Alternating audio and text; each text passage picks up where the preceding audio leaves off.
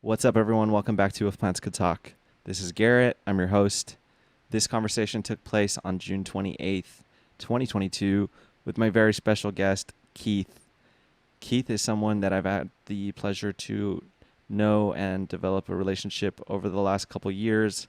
I've actually sat down with him on a podcast a number of times now, and I'm just eternally grateful for the message that this episode brings, and it is going to be the first episode, number one, in a mini series that I'm going to do on addiction recovery. I have another guest booked at the end of this week uh, discussing similar things, however, from a completely different walk of life. And I just really saw a lot of beauty and growth in Keith, and hearing him talk about plants and the purpose that it gave him and the meaning that he found in it and how therapeutic it was for him. We closed out. If you stick around till the end, I'll definitely put it in the preview. I will use that portion for the preview. We did tie it all back to plants, and I'm again very grateful for Keith. Thank you, Keith, for doing this. And I have to put a trigger warning on this episode. I got some feedback about profanity and drug talk, and it's totally understandably so. It's constructive criticism. I totally respect that person's worldview and perspective on this show.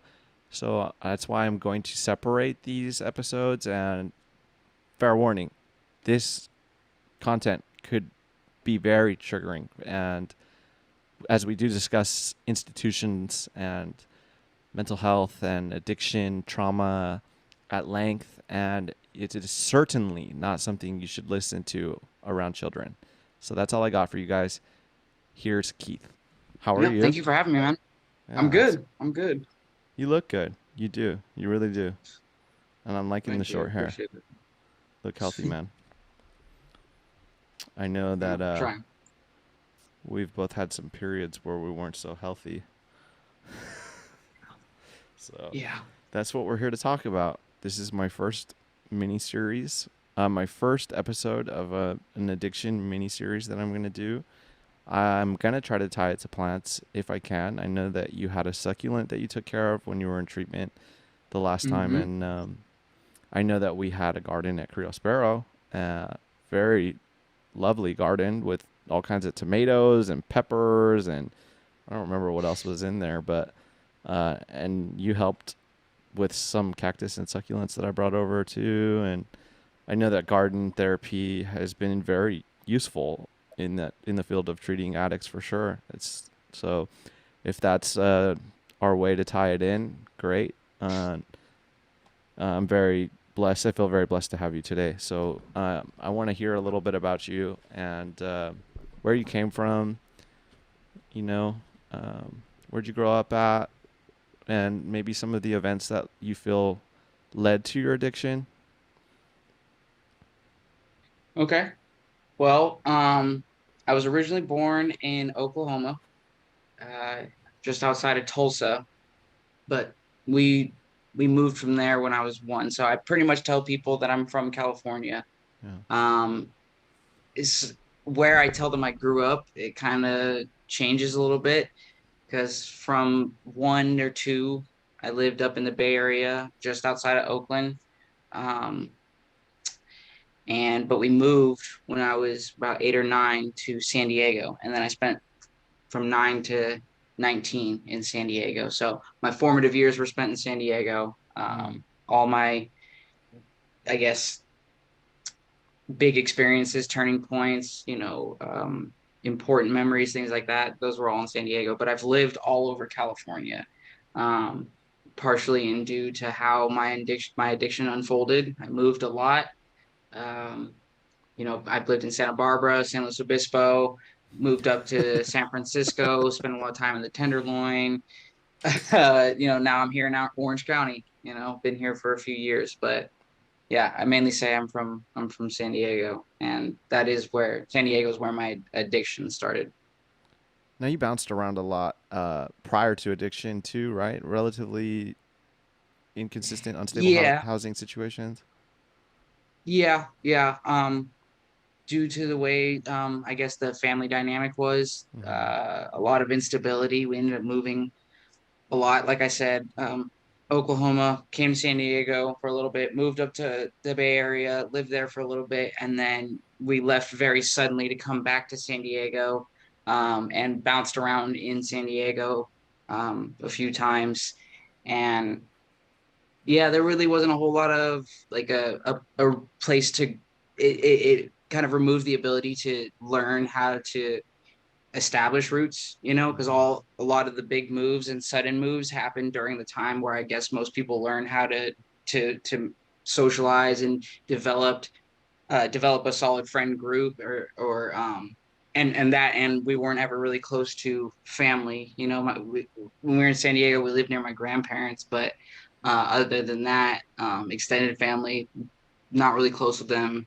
My dad's side of the family, that they're across the country, and never really got close to them, all that stuff. So yeah, not a lot of ability to maintain and establish roots during that time.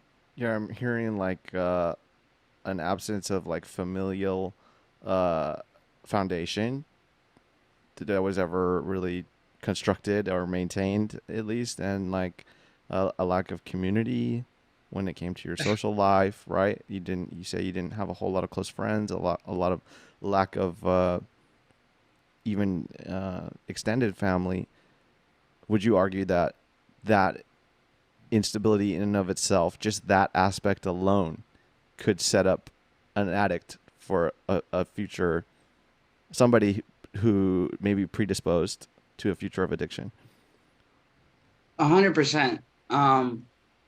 Yeah, that's actually a really common theme. Mm. Not only in my addiction either, but just throughout my development, my mental health, all that stuff. Like having and establishing a community, it goes into my recovery too.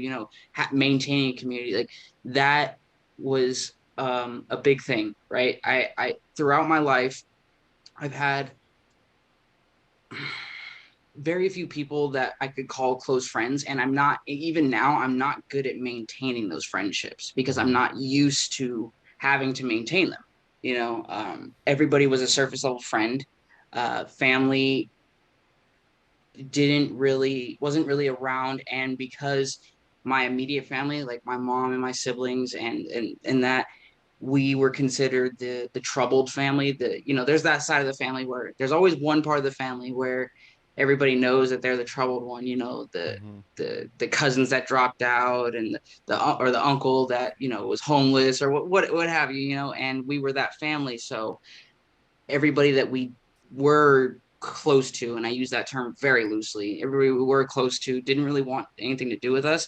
And what that did was that created a lack of safety, like a place to go to when things were unstable in my house, which was pretty consistently.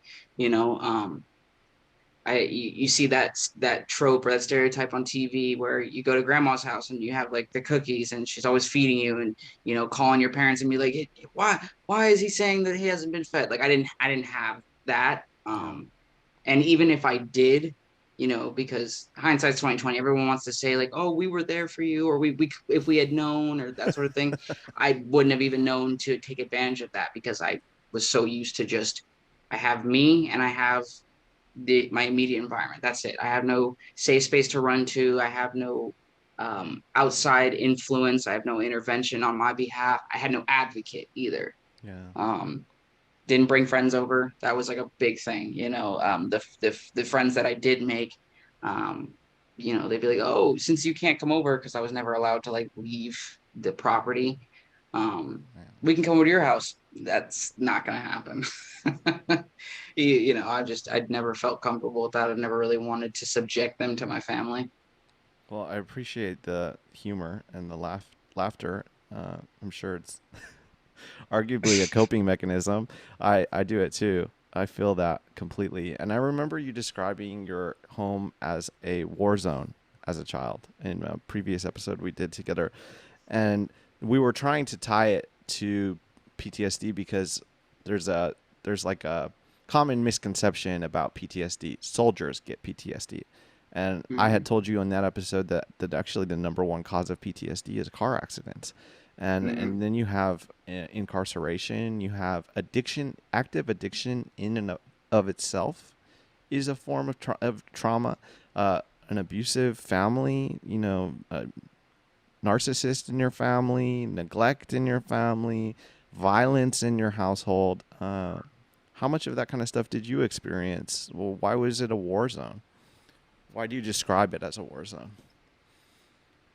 So I remember the conversation. I was actually just listening to that episode a couple weeks ago, and so when I think of a war zone, right? Like my father, he was a Navy corpsman. My mom's dad, he was a Navy corpsman.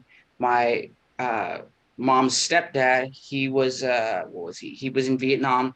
Come from a long line of family members who've seen active combat. My biological father, he was in Desert Storm, and every time I talk to people who were in active combat or in active war zones or in deployments, and they describe it, people think it's this constant state, right? It's this constant, your guns constantly going off, things are always happening, and that's what makes it traumatizing, right? This is the thing. This is why I describe my childhood the same way, right? The thing that's bad, that's so traumatizing about being in active combat is that you have no warning Mm-hmm. when something happens.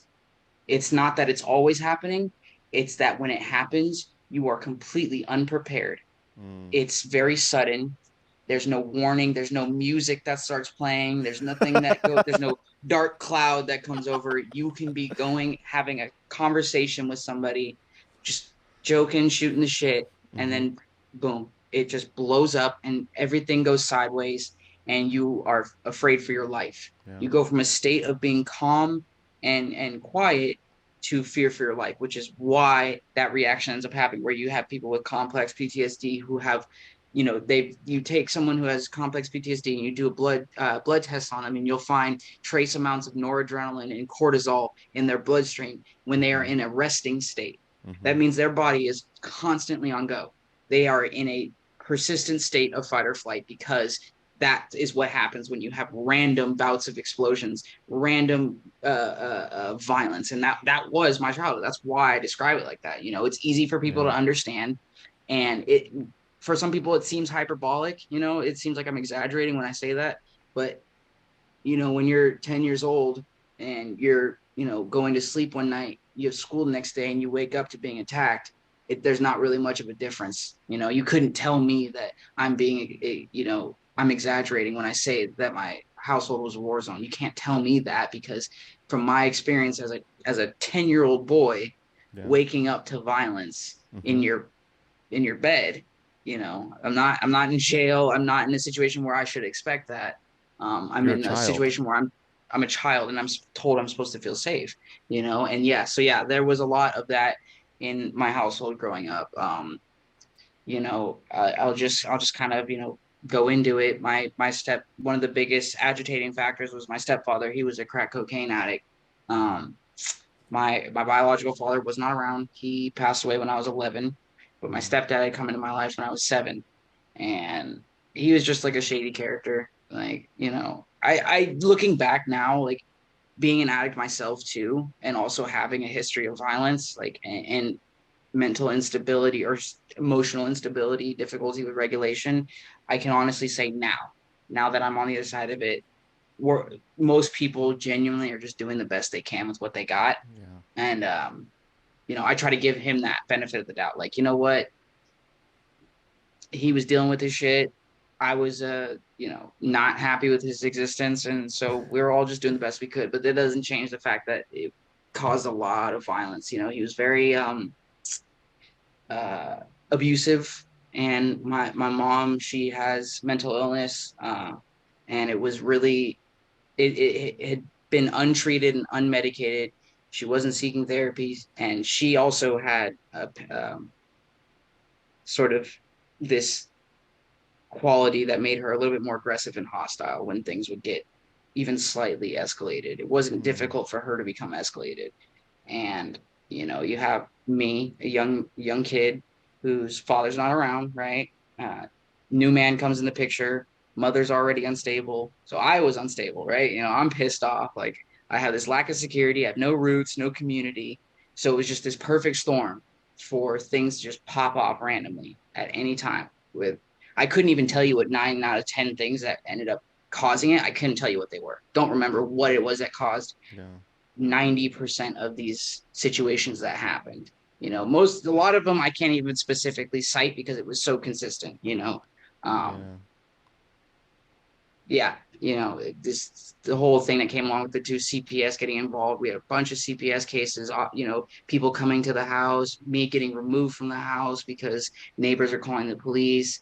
They're seeing, my stepdad hit my mom with the car and throw me out of the car and shit like that. All types of crazy shit. And so it was just this constant chaotic environment, and there was no warning. I'd come home and just the hair on the back of my neck would stand up. Yeah. And of course that's normal to me. So I don't even know to let somebody know, like, hey, it's fucked up over here. Right. Correct me if I'm wrong, but I recall you saying that CPS removing you was actually a positive thing. It was. Yeah. It was. It So my timeline, the way I explain things sometimes it's a little discombobulated, so I'll try to keep it linear. But essentially, I had I was about 13 or 14. And this cycle of, I want to say, more intense and severe abuse started when I was about 11. Things had already been chaotic, obviously, and pretty bad, but it became notably severe to everybody around us at that age, right? And so, a few years in, we had a situation happen. I was put into a mental health institution, and as part of me getting out, I had to do this transition program. It was like an IOP, but it was primary mental health for adolescents. Hmm. And I we had already had CPS cases. We'd already had people coming to the house. And naturally, I would always just be like, oh, nothing happened because I'm a kid and I'm being told to, like, just tell them that nothing's wrong. Hmm. They were always framed like the police to me, a natural distrust for police, authoritative figures. But I was in this IOP and I'd made some comments about my stepfather's using because his behaviors, he was trying to get sober, but he would have these relapses that were very big, very extreme, very public, and they would happen at when you have kids, there's never a good time to Yeah. relapse. And you know he would take us with him to go cop. He would take us to the trap houses. He would take us to hotels and motels. He would take us around prostitutes and drug dealers and stuff. And I thought this was funny, so I was telling this. I'm dead serious too. I'm talking to my case manager, right? Uh-huh. And I'm joking about this. I remember exactly what I was joking about too. I was joking about how he would drive when he was high because he just sucked at driving and he drove a stick shift. So he'd be high, right? And he'd have the pipe in his mouth and he's trying to get the stick shift. And it's like in this old 98 Saturn, shitty car. And it was like jamming. And I was making a joke about how he was getting pissed off and like cranking the wheel. And my case manager goes, I'll be right back. Gets up, walks out. About an hour later, um, my parents show up. They have a big meeting with my parents. What I found out was a social worker got involved, a social worker from the program, and I had to be removed from the house. I was taken from the house, and I don't know why my brothers weren't. I don't know why my other siblings weren't, but I was taken and I was asked to live with my grandparents. And yes, it was a positive thing. And you know what, man? Like, when somebody asks me what makes me feel comfortable, one thing sticks in my mind. The first time I ever felt safe or comfortable was when I was taken out of that house and put with my grandparents. You know, I'd never known what safety felt like. I never know what it felt like to be like comfortable, to be able to just be a kid, like Yeah. knocking over something and freezing in place because I don't know if someone's gonna, clap my eardrum. Yeah.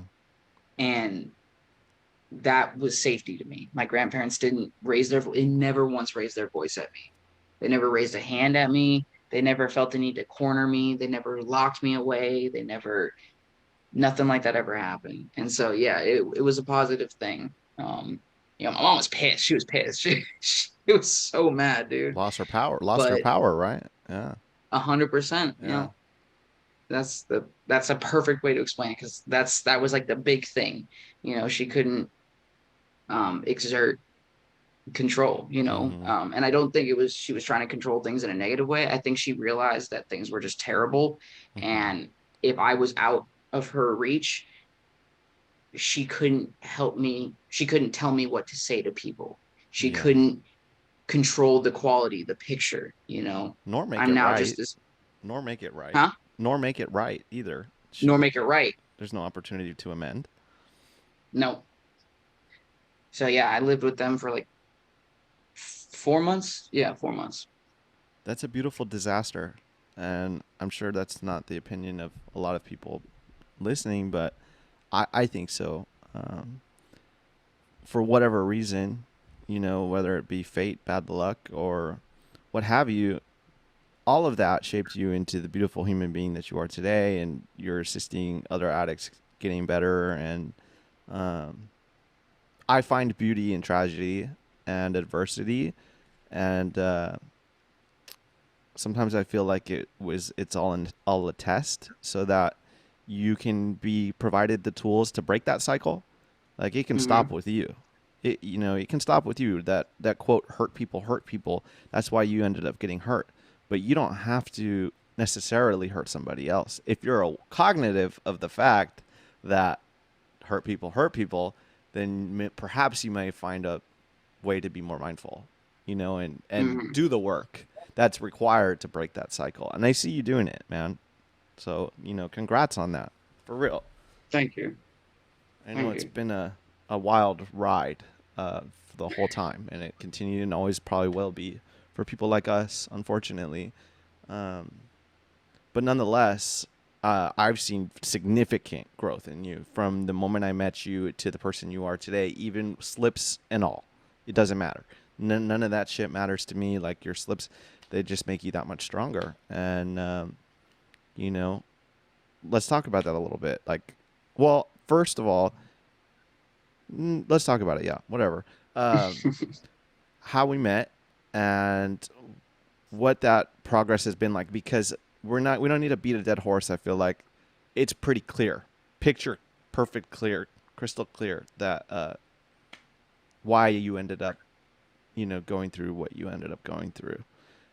In my book, it's justified and almost inevitable given the gravity of your situations. Yeah, it was a pretty direct path. Right. Yeah, it would have been more of like a surprise had you gone off to college and got a 6-figure salary.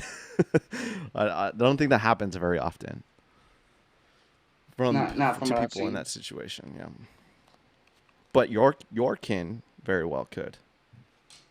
So, anyways, I met you as a client, and now on the flip side, I wasn't a program manager yet. I was still just like a tech, and eventually grew into becoming the program manager. And now you have uh, grown into that position yourself. I know it's not official or whatever, but based on your duties and stuff that I've been hearing about, sounds like you're running the place, man.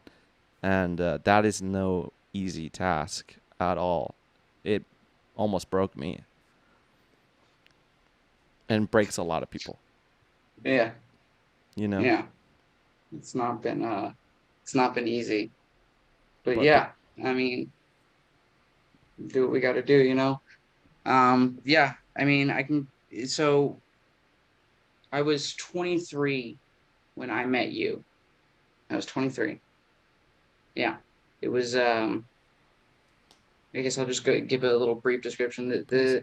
This was 2020. I at the height of COVID, I was full into using. I'd been to treatment a couple times, like I mean, like a handful of times, really. Never really.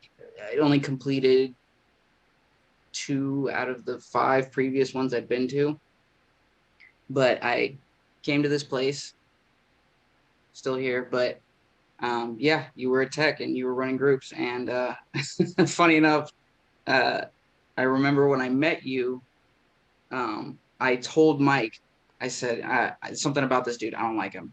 I don't trust him. I remember I had this thing, right? Did it with multiple staff members. Mm-hmm. Like I would just meet somebody and I'd either be really down with them or I just despise them. And Anyone yeah, new. you were one of the ones that I was just like not cool with for whatever reason. And I remember we used to have the house meeting in the backyard at one of the sober livings, and through that, I don't remember when or how, but I started talking to you, man, and you were one of the people who told me, you know, I was running groups as a client. That's what it was. Mm-hmm. And I remember you were one of the people that were, pushing me to do it. You were like, look, a lot of people come into treatment and they say they want to work in treatment afterwards, which is true. It's very common. A lot of people come to treatment, they do well, and their first thing is, I want to help people, which is Great. beautiful. It is a cool thing. But you had said something along the lines of like, I think if this is something you like doing, you should keep doing it. And I could see you, working in this field. And at that point, it was just one of those things I was like toying around with. I was doing the groups because um, I had like two groups that I liked running that I had learned from other people, and Mm-hmm. I enjoyed running it. You know, Mike, the owner, had told me, you should give it a shot. You were behind me, and I kept doing it. And then after a couple times of you encouraging me, between you guys, I was like, all right, I think I want to do this. And the thing that really, and this on a personal note, Garrett, this is the thing that really solidified, how I feel about you, man. Is it was like a 5 month process of me, or 4 or 5 month process of me trying to get this job, right? Of me running groups, trying to be an upstanding client, having the microscope on me from Mike and the house Mm-hmm. managers and everything. For real. And supposedly all these staff members, the therapist, the case manager, all the techs, everybody was saying like, yeah, you should do it. You should get the job. December 31st, 2020, I get sat down in the garage by Mike and the director, Juana, and they tell me, they give me a job description and they basically interviewed me, Mm-hmm. gave me the third degree. Next day I get the job. Everybody but you told Mike and Juana that they shouldn't have hired me, that I was not fit for that type of job, that I was too temperamental. I had too much resentment. I was too angry. I was too this, I was too that. And you were the only person that texted me and called me and was like, I heard you got the job. It's about fucking time.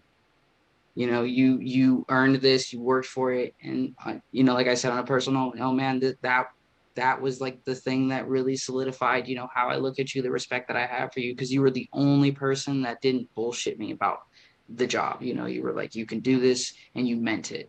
Everybody else was like, oh shit, they actually gave him the job. I didn't think he would get it, Right. They were Right. just like playing both sides in a sense. And that actually speaks volumes to the dynamic of modern day treatment. Uh you got a lot of that going on where two-faced because we're all addicts for the most part. The Right. majority of us working in the field are addicts. So we have our own flaws and our own whatever pitfalls, and I meant it from the moment I said it to you because I saw something. I saw a little bit of myself in you. Although I can't relate to certain aspects of your story, seeing like the ambition that you had, it when they made you wait, it pained you. I could literally see it driving you nuts, and they did it on purpose because Mike and Juan are strategic like that. They Yeah. want you to earn it. They want you to have to face those trials and tribulations and to get where you're going. And all of those things, those flaws that people pointed out about you, that resentment, the anger issues, the instability, all of those are qualities that you can utilize for something good. Those are things that you can see that in other people and still have empathy for them and relate to them one on one, and not, because it's easy to get discouraged. It's so easy Oh yeah. to get discouraged, and when you 100%. have a whole team acting like they advocate on behalf of you, and then when shit comes down to it, they don't got your back. Yeah, I remember that vaguely, and but I also remember like watching you grow and train and climb up the ladder very quickly. And it's a rare occasion that something what we call alumni staff occurs, where a client comes through to a treatment center. Some places do it just because it's cheap labor, but Right. this facility in particular wasn't looking at it like that. And No.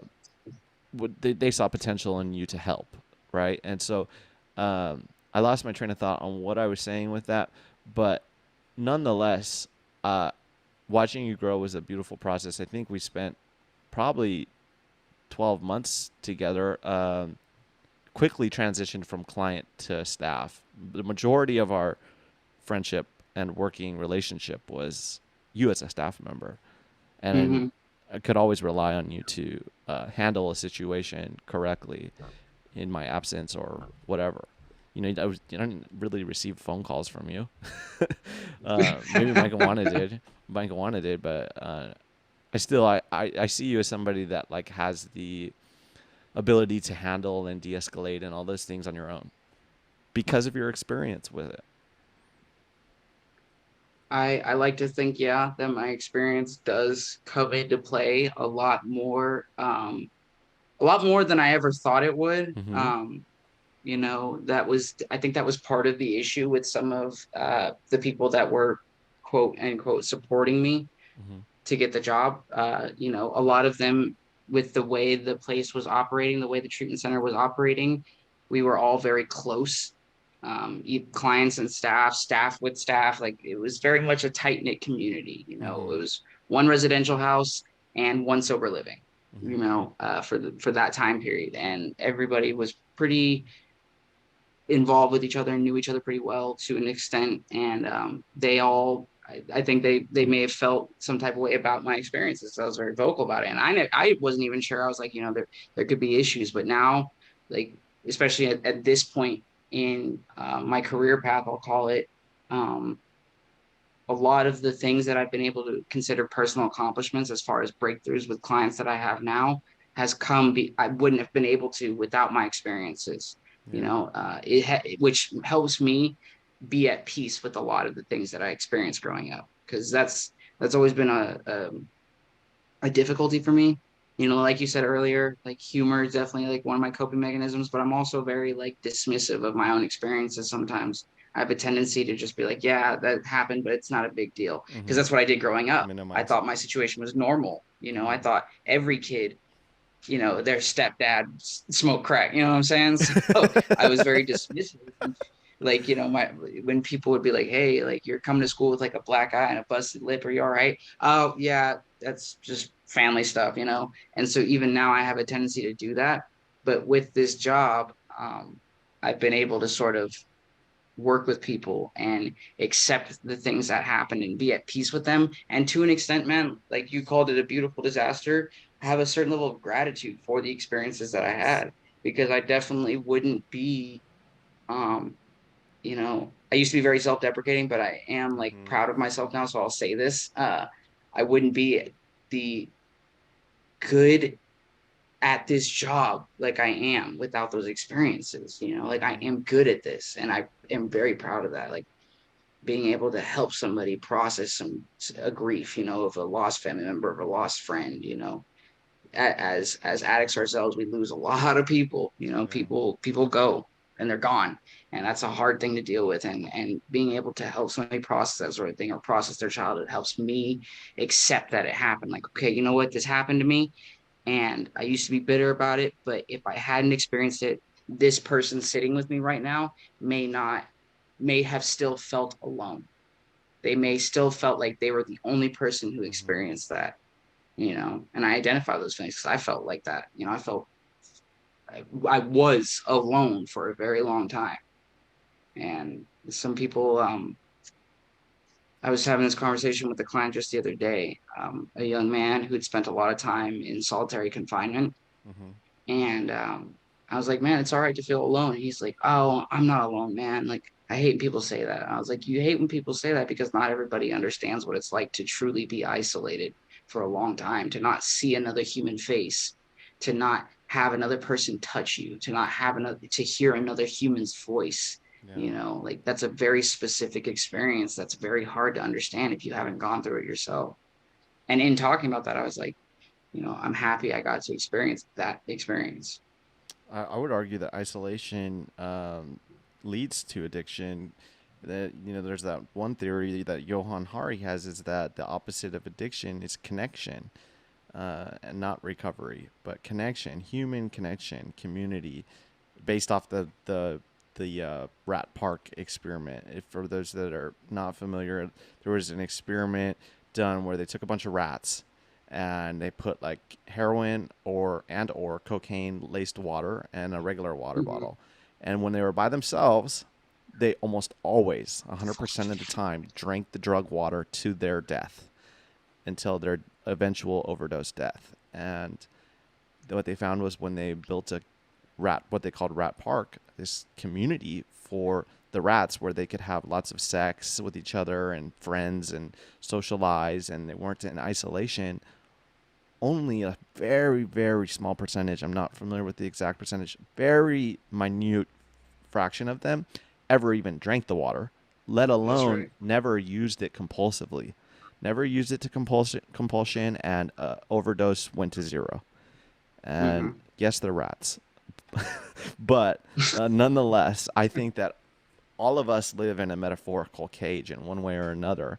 And, you know, what's happening in your environment is certainly influencing your behaviors, right? And that's why finding recovery and community can be very beneficial for some people.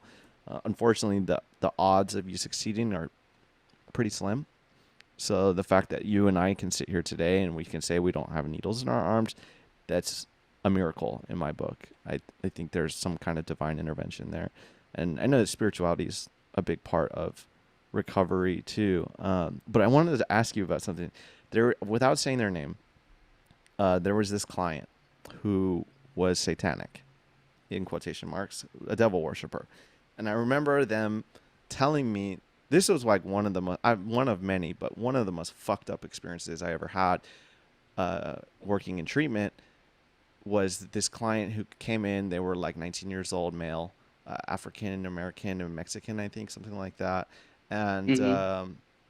you know, they had like pentagrams tattooed on them, and uh, I remember him telling me that he had a contract with the devil, and eventually, like from the get go, I felt super uncomfortable with the kid. And you were like, "Oh, it's all a show. It's all a show, Garrett." Like, you know, he just thinks it's edgy to and cool to be like satanic, and I'm like, "No, something's wrong with this dude, man. There's something wrong here." And you know, he's telling me he's doing seances in the room and shit, and I'm the opposite of satanic. I know you have some experience with the occult and those darker aspects of spirituality, but I am not comfortable with it at all. It fucking scares the shit out of me. So I'm like, you know, I look at myself as this light being, and then there's this fucking evil person with a crazy upside down cross on their forehead, I think, or something like that. And Some shit like that. Yeah. yeah, and then eventually they became homicidal. They made a comment, I think to me directly, that they wanted to kill one of the other clients in their sleep. Yeah. I And remember them. unfortunately, I had to call it in. You know, we're mandated reporters, and anytime you're a threat to yourself or someone else, as much as it pained me to do it because I know what it's like to get 5150'd, and I know you do too. Right. And nothing broke my fucking soul more than watching them strap that guy to the bed. Watching them fucking Yeah. strap him and take him away, and the fucking cops being there just like with their arms crossed, fucking watching and shit. And I had to manipulate him. I had to, unfortunately, use my fantastic manipulation skills to convince him that he wasn't going to get taken and that it was okay to talk to these social workers. And then I didn't coach him or anything, but unfortunately, he spilled the beans, and they ultimately made a decision to take him against his will. And I watched him strap him to a bed, and I watched him cry and tell me, "You promised me, you promised me," and all I saw was myself. That's all I saw was myself getting strapped to a bed and wheeled off into an ambulance to get taken to a mental institution. And that's just one incident, man. One incident. I can only imagine what you've seen. I can only imagine what you've seen because I left fucking a year and a half ago, something like that. 2 years Something ago, like that. maybe. Yeah. Yeah. Um, Working in this field is really difficult. So big ups to you for continuing to have the dedication and the empathy to continue to work with these individuals, especially when the results are so slim and, you know, so many of them overdose. Another one too, before I let you fucking talk, was a client I was supposed to prevent from leaving against medical advice, against clinical advice. Uh, I was supposed to stop them. You know, that's our job, is to stop these clients from leaving because they can go relapse and overdose and die. And that's exactly what this person did. I was the last line of defense between them and the door, and I failed. And well, what I did didn't work. What I said, what I did, didn't work. My own experiences. There was no reasoning with this individual, and he's gone. Mm-hmm. He's gone, and he was one of the good ones too. I Mm-hmm. remember him being very kind. So, for those that don't understand, like, why can't an addict get better? I mean, look at this situation. These situations. It's really hard. Yeah. Yeah. It's actually, for some reason, the last couple months specifically, things like that what you're talking about is something that if this is the job. This isn't just a job for me. Like, this is definitely what I believe my purpose in life is, Mm-hmm. and I'm a big believer that purpose is as close to a cure as possible for Yeah. addiction. Like, Yeah. if you feel like you have a purpose in life, it becomes much more difficult to relapse, right? And I learned that actually from, like, you and Mike and Juana. You guys should not only just taught me that, but you showed me that, right? Like, if you feel like you're doing something that fits with your soul, right? Like, Mm-hmm. that you have this, I won't say impenetrable, because obviously, we can attest to the fact that there's nothing that's impenetrable with relapse, right? But with doing something that feels right. So when the one of the big things that has made this role in life difficult, the one moments that make it harder to continue are those moments where I'm like, fuck, like, am I fighting a losing battle? Mm-hmm. Because when we're doing this, we're on the front lines, especially people like techs and case managers and program managers. Like, if you're in the house or you're in the facility with them, you're on the front lines. You are the last and first line of defense in every situation, and that's not to downplay or minimize any other role positions in the companies and in treatment facilities. Everybody has their role, but just as far as being in the trenches with the clients and interacting with them on a day-to-day basis, you're the one that grows with connections with them. You're the one that hears their sometimes just saddening and terrible, gut-wrenching stories, but you're also the one that's there during crisis, right? And for some reason, man, I have just always gotten caught up on that part, is like, somebody I have invested in. I try to be very careful with my boundaries now because of this. Like, I sometimes have difficulty with it. As you know, like, I'm not always super great with boundaries. That's been a big part of my growth and recovery, is like learning and establishing. But every once in a while, I'll pick somebody Mm. and I'll meet them. And, it's usually people that are like street cats, people that have been on the street for a long time. Mm-hmm. They're gutter junkies or whatever. They know what it's like to get down in the dirt. And I'll be like, you know what? For some reason, this person, and they always end up happening to be this like beautiful soul, Yeah. these brilliant people with these amazing gifts and talents, and they've accomplished things, or they have this potential to do something great, right? And I'll pick them. And but every time, man, like, so far it's been three people, I want to say, that I've three clients, I want to say, that I've gotten that level of connection with, to that extent. And every time, man, they go out and I have that moment, that like that, not doubt, because I don't ever doubt what I'm doing, but just sadness, like, it's a reminder that the numbers are slim. It's a reminder. It's another notch for when someone's like, "Well, why can't they just stop? Why can't you guys just stop?" And those are the times that I think of.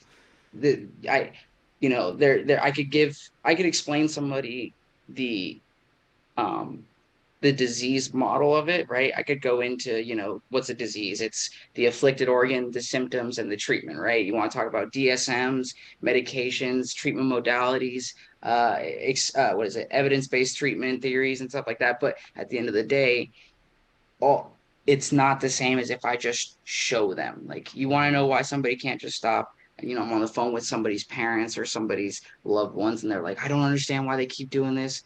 Well, this is what this looks like. This is what it is. Like I can't convince you that it's not as simple as just stopping, but I can show you that their history, their actions, their behaviors should be enough right there to understand that they're dealing with something deeper seated. They're dealing with something bigger than just putting down and walking away. It's not a simple action like that, right? Yeah. And yeah, man, I don't have as much of a problem with it as I used to with like sort of I used to get really defeatist about it and I was like, there's no point, blah blah blah. But I'm sort of past that hump, I guess, in the job because I have decided like this is what I'm going to do for the rest of my life. And so I may as well get comfortable with the consequences of doing it as well as Mm. the rewards, which there are rewards to doing this job, the general good feeling of having someone to be a breakthrough, you know meeting somebody and seeing them start from like a very low place and work themselves up through detox, residential, outpatient, getting a job, getting a car, and then eventually moving out into their own place, hearing they got like 2 years. There's somebody that I was in detox with that just got their 2 year chip. You know, they went to treatment, didn't have a single relapse, and they're one of the only people besides me from that round when I was inpatient who is still doing this and doing well, right? And I've had my slip ups during those 2 years, but this person, they've made it. Yeah. It's incredible. Yeah, that one client that makes it through, or even just making their day. Like, even if they AMA at the end of the day, but you did your best, and you can look at it that way where I did my best, I made them smile, you know? I gave it my all, and unfortunately, the disease is stronger than anything we have written in a book or anything that our experience can show us how to teach and instruct and redirect and all these treatment modalities. There's no diagnosis that's gonna explain it, unfortunately, and there's no one size fits all. Which is the one great thing I love about Creo, actually, is that there it's much more individualized, it's much more personal, and it's also tough love. It's tough love, like like Yeah. you whatever, and some people might look at it as because they were spoiled and they went to this fucking fancy place right in the hills, and then they come there and they're, my fucking bed's too springy, and you got all these like fucking first world problem bullshit. And I was always the first one to be like, fuck that client, they can fucking leave. They're not fucking grateful for their bed. I was fucking sleeping on a cement fucking concrete fucking bed with no fucking blanket. So there's like there's this yin and yang to it, right? And like finding the harmony and the balance of it, man. It sounds like you're doing that. It's fantastic, dude. I'm very, very Trying. happy for you, and I'm very proud of you, and especially hearing you say that you're proud of yourself, which is something that rarely came out of your mouth. For real. Yeah. I mean, I it, it's a relatively for me to acknowledge that within myself too, like not only to be able to say I'm proud of myself, but I do recognize that I am telling myself that I'm proud of myself, Yeah. because no matter what I did for the longest time, even when we were working together for the longest time, I just couldn't, nothing I did was enough for myself, right? Yeah. I've done so much. I would say I would tell myself like I've done so much wrong, I've done so much bad that I'm just trying to just even out the scales. Mm-hmm. So until they're even, nothing I do is good enough, right? But then, last year in September, I did have a slip up. I I'd gone off and put everything I'd worked for at risk, and when I did it, and this is one of the reasons that I've also solidified that this is what I'm going to do, what I'm going to do. But I slipped up, and when for those that don't know, when you relapse, you don't kid yourself. You know what the consequences are. Like we Mm-hmm. all know what the consequences are when we relapse. It's not a matter of not knowing. 9 times out of 10, obviously, some people they really don't understand, but for the most part, most people I meet when they've relapsed, they know what the consequences are and they've resigned themselves to it. It's not a disregard for the consequences. It's in spite of the consequences sometimes. And I messed up. You know what I mean? And I had messed up And the people in my life that I call my parents, I thought they were done with me because they're not my biological parents, you know. Mhm. And I thought I was just an employee to them. We were close, but I thought at the end of the day I was just an employee, and they didn't abandon me, man. And like I had said earlier, the lack of community, the isolation did play a big part in the instigation of my addiction, but also the furthering of it, right? And so in that moment when I relapsed, I was like, all right, I'm gonna lose everything. These people are gonna, they're gonna kick me to the curb because they don't need to deal with me. Why would they? Blah blah blah. But they didn't, man. They were there for me. The man I call my father, they got me into treatment. I showed up, still baffled that they're even doing this for me. And, I almost fucked up a lot of things for them. Um, they took me to the airport. They sent me off to treatment. And this moment, Garrett, I'm telling you, man, like if I wasn't loaded, I probably would have cried. But I'm just being honest. For Like real, I yeah. was, I was, I was pretty out there at this point. I'd been using for about 6, 7 days, Yeah. and as me and you both know, when you use, you don't start from the beginning. You start where you Mhm. left off, and it gets worse. And so I was just fully out there. Mental health had declined. I was back to locking myself in the closet. Back to talking to myself. But in this moment, he's at the security gate checking in line with me, right? As far as he could go. He'd walked me in there. The woman I call my mother had stayed out in the truck. She was really upset, and I thought pissed, but really they were just terrified. Um, and he walks me in the line. We didn't say anything for a second. I got my bags, and I'm sitting here being like, this is it. They're gonna drop me off at this airport, and I'm never gonna see them again.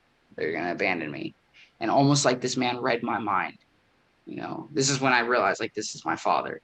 He looked at me and he said, I promise you, I will never abandon you. Sent me off.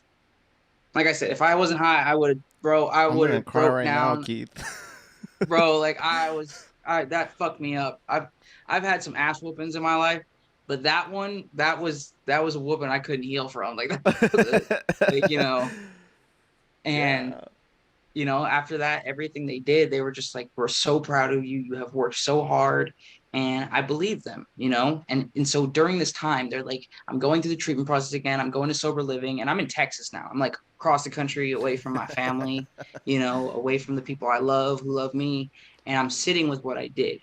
And I'm like beating myself up. I'm like, man, I could have destroyed our company. I could have lost my job, my car, my motorcycle. I could have lost my parents, like because they are my Your parents, life. everything. Yeah. And they're telling me they're proud of me.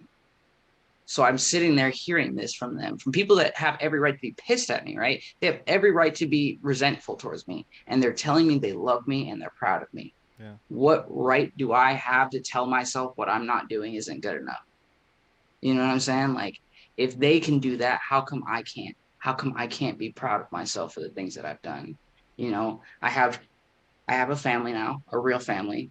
I have a person that I call my close friend.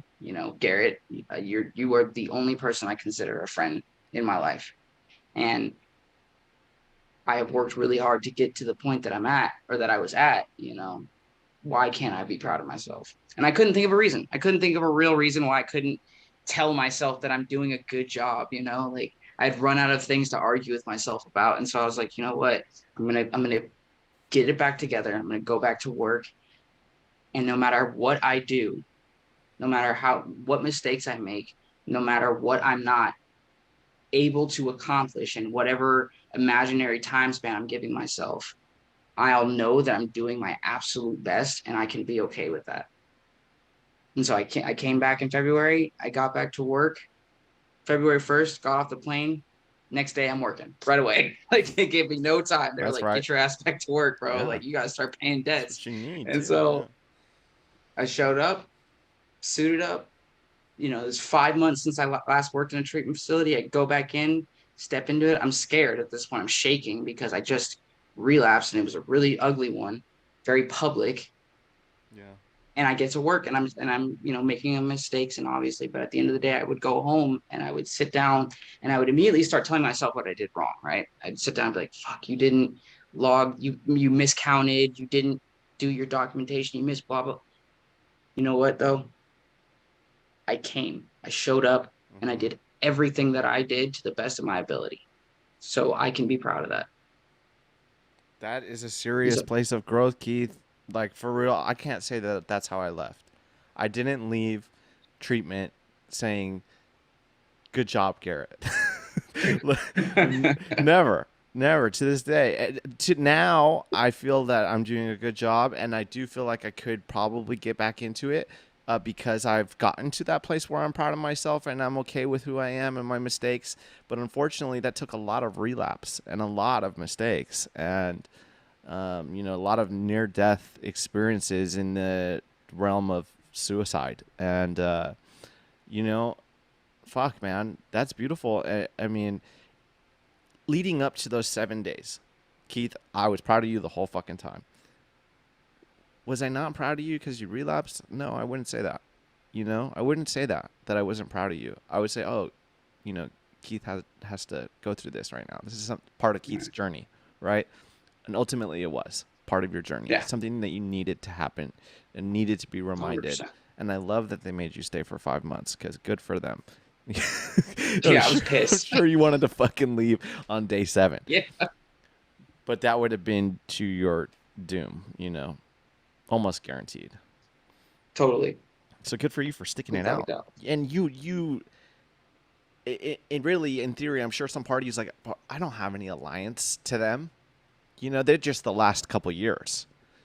So I'm gonna do Keith, and what Keith does usually ends really badly. So good for you for fucking taking direction and fucking sitting on your fucking hands and doing that shit. Even though everything that was being poured into your ears, you've heard a million fucking times and have said yourself, when a staff is manipulating you. You know when a Yeah, staff is manipulating you. You know when they're bullshitting you. You know when they're making mistakes ethically or what have you. When you've been on the other side of it and you go back into it, I've done that. And man, it's hard. It's hard it's to. I rough. fucking know better than you. I was a program manager. You know what I mean? There's that Yeah, ego in this, and it's just you trying to protect yourself really and justify why you need to leave, right? yeah. You're putting up all these walls, you're on Uh guard, huh. and you're just like, at the end of the day, I genuinely felt like uh this thought came up, and it was a very persisting thought. Like you said, day 3, I was calling them, and I was like, hey, like I can come home, right? I'm still kicking, mind you, still haven't slept. I hadn't even started my taper meds because it would have put me in precip, and Uh huh. I've been in precip, and that's awful. And so I'm still kicking, and I'm telling them like, yeah, I'm good to go. And my dad's like, Keith, I can hear the relapse in your voice. Like I can hear it, dude. Like you're gonna get off that plane, you're gonna get high. And so what did I do? I waited 5 days until the kick was over, and then I was like, I'm good now. I'm good. I can come back. And I had money to get a plane ticket. Um, my vehicle. I had my vehicles at home, and for anybody that didn't know me, I had a resume. So no treatment center knew me. So I had a resume that looked good. So yeah, at certain points I was like, you know what? Like I can just go. This is my choice. Yes, I'm doing what they asked me to do, but at the end of the day, it's my choice, right? Mm-hmm. And that thought did persist for a few days where I was just like, if I really want to, I can just get up. I have money in my account. I have enough to get back, enough to get started, get another job somewhere else and start over. But then the next thing that came into my mind, man, was, but I'll be alone again. Yeah. And I didn't want to do that. I didn't want to be alone again. I didn't want to these people that I call my parents, like the relationship I have with them, I couldn't replicate that. Couldn't make that with somebody else. I couldn't synthesize that with other people. Like it happened the way it did. Very much like, my friendship with you, it just happened the way it did because of circumstance, and there's no way I could replicate it again with anybody else. I couldn't just pick up and be like, "Oh, here, I'll get somebody to put in Garrett's place, and I'll get 2 people to put in my parents' place, and I'll get these people to put in this person's place, and we'll be good." No, it was like it was a fluke, for lack of a better word, and I can't do it again. So I don't want to be alone. So you know what? I'll just do what they say, and I'll see if I can convince them to let me come back so that it's their idea.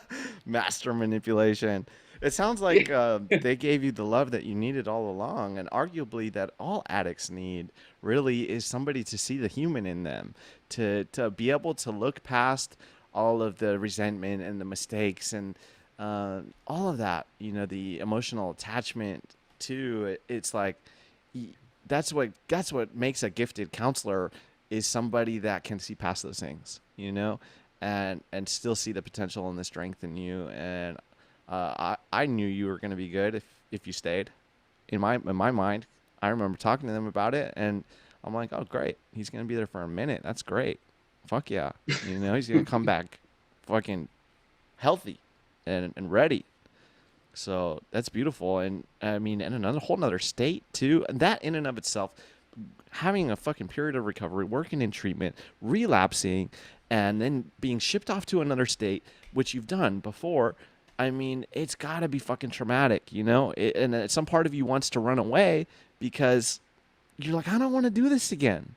How did I get here again? Like, next thing you do, you wake up and 3 years have gone by. It's fucked up. What about the addict? What about the addict? Oh, poor me. You don't know what this addict did to me. Yes, that's valid. I fucking did some fucked up shit to people. But what about the Right. fact? What do you think it was like being me?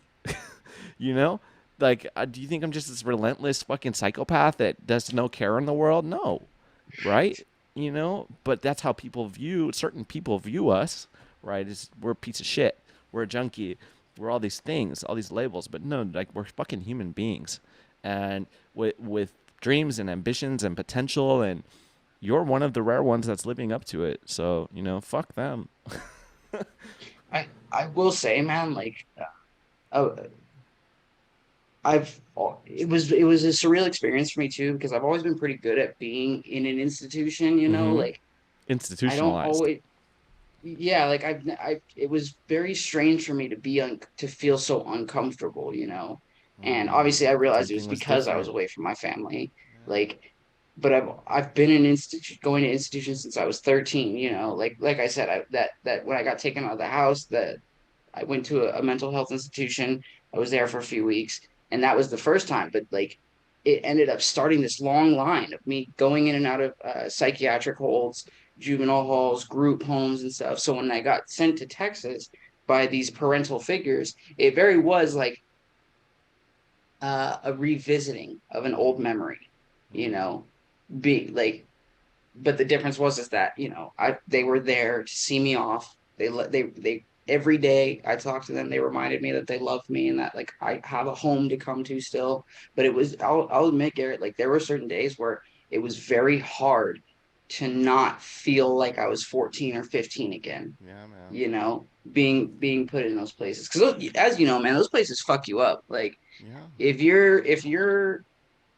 if you're not unstable before you go into one of those places, you're definitely going to feel unstable afterwards. Yeah. Especially with the solitary confinement, the isolation, the alienation, and then even when you get out, like people find out, there's the stigma about it. There's The all this shit that shame. comes along with it, man. Like I was super concerned about all of that. Like what are my coworkers? Like I said, when I What are they realized it gonna was very think? public. Yeah, like it was a very public relapse. Like when it happened, my clinical director was there, case manager was there, and the program manager at the time was there. They were all in the facility when I showed up. 3 hours late. 3 hours late. Never been late to work ever. I'd been working there for like 8 or 9 months, and I'd never been late. Never missed a shift. Never anything like that. Right. No. And then suddenly I'm 3.5 hours late. It just knew immediately. But I was concerned about all that. I was like, fuck, like I'm starting this whole cycle over again. And here I am 10 years later, you know, and I'm revisiting my teenage years, my childhood. I'm going back in institutions. I'm scared. I feel alone. I'm concerned. And it was very important that they were there for me throughout that whole thing, man, and reminded me that they loved me.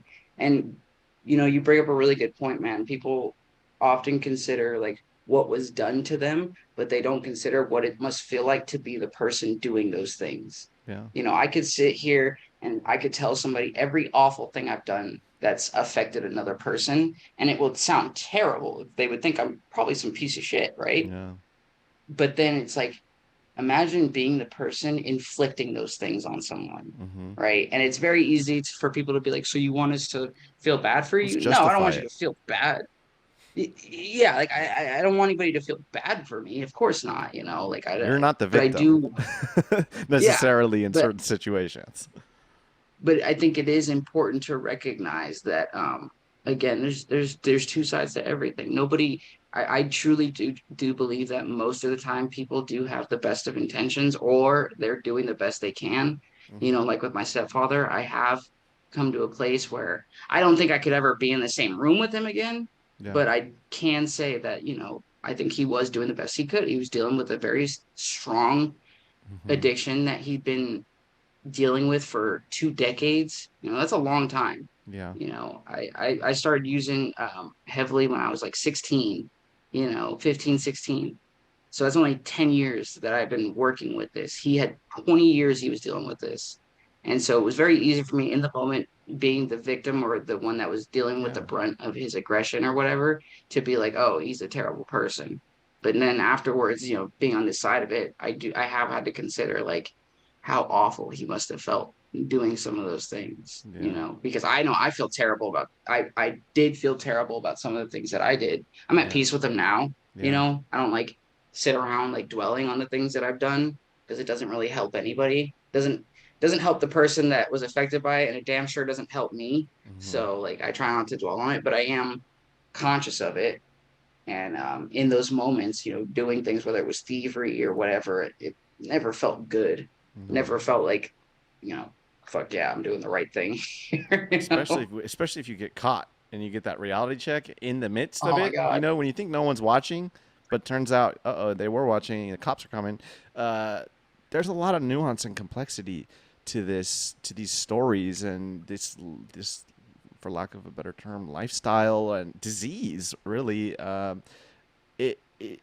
you can explain things. You can go all the way back. Like if I go back in my story, my addiction started right after a traumatic event. Right after. I'm 8 years old. I get mauled in the face by a dog. I got 100 stitches in my face and my neck. Almost died. Got picked on all the time at school. Guess what happened? I started sneaking into the alcohol cabinet and drinking it and smoking cigarettes and not inhaling and huffing chemicals at 8, 9 years old. Right? And habitually smoking cannabis by 12 and habitually using harder drugs by 14, 15, and it's just, it's not to justify it, but I can look at it and I can arguably say that it all ties back to trauma originally, right? And a very specific traumatic event in my story. And you know, it's great that we don't have to be the things that happen to us. We don't have to let it consume us, and that's part of PTSD, unfortunately. So the fact that you're saying these things fucking speaks volumes, man, to the work you're doing, because that's a really hard place to get to with PTSD, because you got the constant reminders, you got the constant living on fear and on edge and flashbacks and guilt and shame. That's just the weight of the fucking world and everything you did to others. It's not always necessarily things that happened to you. It can often be things that you did to other people that Mm, were traumatic for you as well, right? And uh, 100%. I saw when I realized this was like, one, working in treatment, and two, being incarcerated. Like, without going too far on a tangent, like, I saw the human in these murderers. I saw the human in these fucking murderers, because I'm working in this mental health unit where all these murderers and child molesters. I didn't really see the human in the child molesters.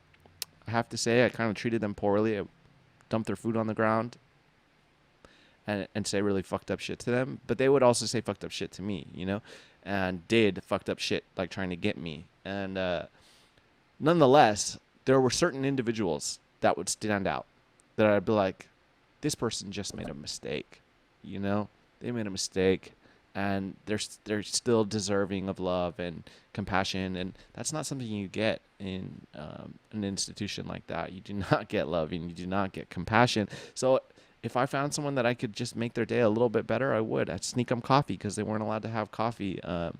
They're with their meds, right? They're on all these antipsychotics and shit. And I would sneak them coffee all the time. It's slide, just fucking. I would send a package to one. I had one of my family members send a package to this one dude that I saw human. He didn't commit murder, but yeah, and I would cut their hair, you know, and certain ones that weren't too violent could come out for a haircut, and I would cut their hair. And I really saw the humanity in these dark and decrepit place where the bottom of humanity, hell on earth, hell on fucking earth. And how is that a place for someone to recover? This is just one Right. example of an institution. I know you've seen many, and it meant, without even saying mental institutions, this place is arguably the biggest mental health facility in the world. That's what they say. The Twin Towers Jail is the biggest mental health facility in the world. I don't see it like that. It is not a fucking mental health facility at all. It's fucked up. And the type of things that I saw were they fucking stayed with me for years, and to some extent are still there, you know. And it was not conducive to somebody recovering. And I'm fucking lucky that I made it out of came out of that fucking system and didn't end up either dead, back in on the streets, or back in the jail. Right, like the recidivism is through the roof because of how poor of a modality they have on treating people that are in there. How is anyone gonna get fucking better? And same thing with these fucking these 5150 places. They're fucked up too, equally as fucked up. And I know you know that. Yeah. Uh, I mean, this sort of thing, I feel like a lot of people, especially nowadays in like our age, there's a lot of people that are like virtue signaling. They'll talk about these issues, right? Mm-hmm. But it feels like it's become more of a thing. And this is what kills me about it is people will talk about these sorts of things like the mental health care system in the country or whatever, and the way we treat addiction and addicts and people suffering from mental health, or people suffering from or people dealing with the consequences of crimes that were clearly instigated by circumstances that are not always within their control. Mm-hmm. But it's become this issue of virtue signaling, and it does bother me, man. Mm-hmm. I I don't know. I part of the reason that I am in this field is because I want to be able to have some sort of effect, right? They say to be the change you want to see in the world or Yeah. whatever. I do want to be able to do that. Um, I've never made any sort of illusion about it. Like I never intended on remaining a tech. And that's not because I think the position of tech is lower. I think it's because I want to be able to have some sort of impact, right? Like the Yeah. place I work at, the people I work for, the things that I'm doing and the things I'm working towards is to be able to have some sort of control, some sort of quality control. I was talking to somebody yesterday about places we call like low bottom indigent programs that are for those who may not know, low bottom indigent is basically a program that is a little less than comfortable. Mm. They don't provide you with detox medications typically. You may Yeah. get a Tylenol or an Advil or something, but you go in, you kick, and you stay there. But they don't have things like TVs. You don't get cell phones. Your mattress You would think is a walking in, pad. huh? Your mattress is a pad. Right, right. You're not getting, 3,000 thread count sheets. They're very uncomfortable. Let's just call Mm-hmm. it what it is. They suck. They suck ass. Like, Straight garbage. but at the same time, working in this industry, Garrett, those places have the highest success Mm-hmm. rates of any other treatment center in the country. You're I right. could grab anybody that's listening, you pull up low bottom indigent programs in whatever area you're in, and then look at the statistics compared to any other industry standard treatment center. When I say industry standard, I mean medical detox, meaning like medications that ease the withdrawal symptoms, long term case management with group therapy, EMDR, different levels of treatment modality, along with 12 some sort of 12-step or recovery program, whether it be smart recovery. And I guarantee you that facility's percentages of success rate is abysmal compared to these places low bottom indigent is a pejorative term. We call it that like almost sarcastically, but they're actually more successful. Yeah. And some of these places, all they have in the way of treatment is spiritual recovery. Let's say, they're very Yeah. involved with churches. They're very involved with churches, or some sort of spiritual method, and that's really all that they have. Some of them don't even have certified therapists on Mm-hmm. staff. They're just guys that either went through the program, or women that have been through the program, or what have you, but they have a couple things that are very specific. They're always gender specific. Mm-hmm. That's a I don't know if I'm qualified to have an opinion on co-ed versus gender specific, but I know it's not a coincidence. They're always gender specific. Yeah. They always have a protocol that they never veer from. Yes. And these places have been around for 10, 15, 20 years. The average lifespan of any run-of-the-mill treatment center is 2.5 years. 2.5 years. Mm-hmm. And this is what we call the industry standard. We provide medications. You have access to televisions, free access to pantries. Some places have on-site cooks and Mm-hmm. chefs and top therapists who were top of their class. All Golden these spoon. beautiful. Yeah, you know what I'm saying? Like, these places have things that sound good advertising wise, but their percentages are either terrible or they're inflated based off of anecdotal information to make it seem like they're successful. I saw a place recently, I won't name names, but they claim to have an 80% success rate. But right, this was when I How was many doing days? marketing. Right. That's okay. So that's the thing, right? I was doing business development marketing. So my job was to work with other facilities, and establish relationships. And I was talking to one of their coordinators, their intake coordinators, and I was like, hey, this number, we're talking about a statistic. 5% is a big number, but you guys are saying 80%. 80% success of what? 80% success of having finished 2 week detox. Aww. That right? Like that was crazy to me. And I was like, so your success rate is of people who've completed a 2 week detox. Yep, and it's 80%. And I 20% are said, okay. AMAing or dying of overdose or what have you, though. And then what are they doing after that 2 weeks?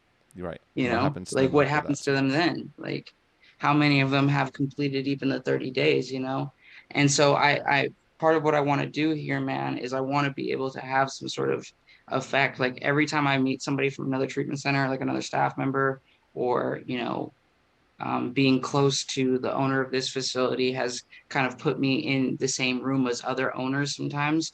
And I try to pay attention. Like, what are they doing that's working? What are they doing that's not working? What are we doing that's working and not working? Yeah. And I want to be able to, I don't know, man. At least I'm not saying I'm the one that's going to find the cure one day, but I do want to be able to, like, put a brick in the road towards a better treatment system, you Reshaping it. know?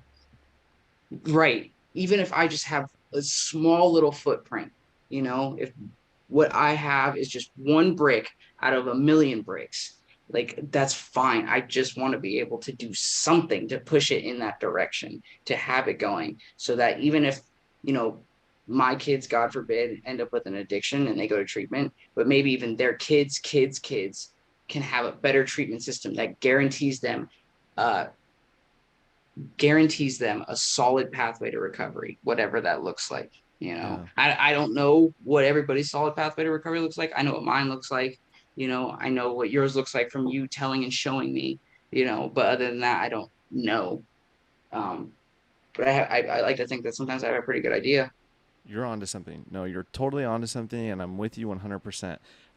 Just because I may have benefited from treatment as opposed to incarceration. At the end of the Mm-hmm. day, I always tell everyone I'm grateful for my time in jail because it's what I needed, and that was my longest period of sobriety, almost 3 years after post incarceration. Now that's not everyone's journey, and that's why Yeah. this one size fits all thing is just unrealistic. And you're right. The low bottom indigent facilities, you know what it is? It's you don't want to ever go back to one of those fucking places. You don't They're ever terrible. want to go back to one of those places. And yeah, there's also I think mandates have some to some degree an influence on those percentages, their success rates. A lot of the motherfuckers in there are on mandates. That's part of Sure. it. If they leave, they're going to prison. But nonetheless, my personal firsthand experience with those type of facilities, I'll just say my most recent relapse, I was in one of those places. I had to wait 30 days, 30 days on a waiting list, calling every day to get my spot. And this is quote unquote Medi-Cal, right? This is I got health insurance. I had to wait fucking 30 days to get a bed. And when I got there, I felt like I was in jail. I felt like I was in jail or in a mental institution. It was fucked up. The food was disgusting. Yes, there was no TVs. There was one TV in the common area that was open for a few hours, and it was all VHSs. This is modern day, like let's just say in recent years. And yeah, the mattress was a pad. It was freezing. Everyone there was disgruntled, staff included, and Yeah. I couldn't fucking wait to get out of there, you know? But nonetheless, I needed that. I needed that because someone like me, people like you and I, we benefit from low bottom. We benefit from losing everything. Unfortunately, that's what it takes for some of us to get everything back. So that's where like maybe you have a little more money and you still have a job and you want to go to fucking passages where they have a cure, 1-800 the cure. Fucking go for it, dude. But I know a lot of people that went through passages that are fucking either dead or fucking still in treatment, still using, the cushion. And that's what I love about Creo. Big shout out to Creo Sparrow for real because I learned a lot from that place and, got my experience and my resume and I wouldn't have ever developed a relationship with you. And what we talk once every fucking 6 months, maybe. But the conversation we had the other day, I needed that, man. We talked on the phone for like an hour. And I don't talk to anybody the way that I talk to you, for real. Because there's nobody that I can be like so open with that I'll be like, honestly say, if I didn't have kids, I would have been long gone. Like if I didn't have kids, I don't give a fuck about me. That's what I told you. I don't give a fuck about me anymore. Like for up to me, I'd still be on the streets getting loaded or I'd be dead by now because that's just how deep it runs, But that's where that family and that community thing and the plant community even for me has been like this anchor where it's like no no no no Garrett, you're not going that far. Come back, and having someone that loved me and watched me do my thing and and didn't judge me, watched me do my thing and was still there waiting for me, like so excited for the day I'm coming home. That's so important, so Yeah. if and Creo gives you that tough love that you need. Like, you don't want to get out of bed? Well, we're not bringing the food to your room because you're not allowed to have food in your room. So you want to fucking eat? Come downstairs. That sounds maybe inhumane to people, but to me, that's exactly what that fucking person needs. That person needs Hell to yeah. get the fuck up, take a fucking shower, put your clothes on, come downstairs and get some food. Period. You know? 100%. Sorry. Yeah. And there's Um, these advocates that you're talking about that are virtue signaling. Coming from a place of naivety and they without any firsthand experience. And that's where it pains me when I see people talking about the homeless problem and they're like 20 years old and they're like fucking hardcore. Like I'm a fucking liberal, dude. I wouldn't even say I'm a liberal. I'm progressive as fuck. But nonetheless, and then I know the listeners know this because they've seen me talking about fucking all kinds of social issues. But at the end of the day, those people don't know what they need. They don't. They have no idea what it takes to treat an addict, and we're going nowhere fast. It yeah. seems to just be getting worse. Addiction, homelessness, everything, family dynamics. If there was one thing I could change, I guess, like instead of people doing things like that, trying, and I know it comes from a place of like a good heart, You're right. You're coming it from a good is not, place. it is, they really do have good intentions, but you're right, it's coming from a place of naivety. And I wish, what I want to do one day, right, is set up completely free, um, a training course, right? So like how we, in order to work in a treatment center, we have to be trained on certain things: ethics, boundaries, confidentiality, and those are the basics. CPR, first aid. But then you can take it further with being able to actually case manage people and things like that, learning how to open certain doors with people, trauma and such. I want to be able to offer that in a more Spark Notes kind of way, like not as in depth and involved for those who may not want to, but a course that teaches people how to even interact. Because, Mm. as you know, one of the biggest things that I hear about from family members of my clients is, what do I do? Mm-hmm. How do, like, they know that if they're, if 22-year-old Johnny has been supported his whole life and given a safety net, it's not likely he's going to continue having the motivation to be sober. Mm-hmm. So they want to leave him on the street when he ends up homeless. But how do I ask a parent to be like, don't answer their phone call when they're on the Mm-hmm. street? When you know they're homeless, don't answer, because that's what they need. Obviously, every parent's going to be like, oh, yeah, sure, I won't answer. Oh, wait, he's calling. Hold on. Click over. Yeah, I'll get you a hotel room. I'll feed you. We know that's what it is. But what I want to be able to do is at least offer like a course, right? To give Yeah. people knowledge. And not only in that, but on overdose, harm reduction, providing people with like Narcan. Oh, your son is an addict, your daughter is an addict. Okay, what are they using? Oh, they're using opiates. Here, take 3 of these, and here's a trainer that teaches you how to use it. Also, if you start to notice these sorts of things, and I know this isn't a new idea, No, no. this isn't But this is original, Keith's path. This right? I Keith's just dream. don't see enough of it.